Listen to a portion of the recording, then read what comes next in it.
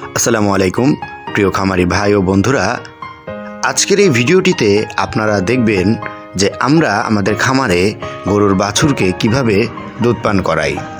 আমরা মূলত দিনে দুবার করে এদেরকে দুধ পান করাই। প্রতিটা বাছুরকে প্রতিবারে 1 কেজি অর্থাৎ দিনে বাছুরকে 2 কেজি করে দুধ খাওয়াই।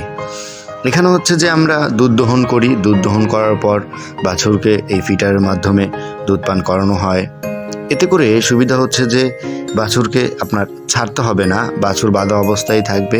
দুধ আপনি গোয়ালি দহন করবে, দহন করার পর পরিমাণ করে বাছুরকে আমরা এই ফিটারে করে দুধ খাওয়াই। তবে বাছুরের যদি পাতলা পায়খানাজনিত কোনো সমস্যা থাকে সেক্ষেত্রে তাকে দুধ দেওয়া থেকে বিরত থাকতে হবে এবং সবসময় মাথায় রাখতে হবে যে গরম এবং টাটকা দুধটা যেন বাছুর নিয়মিত পান করে, তাহলে বাছুর সুস্থ এবং সবল থাকবে।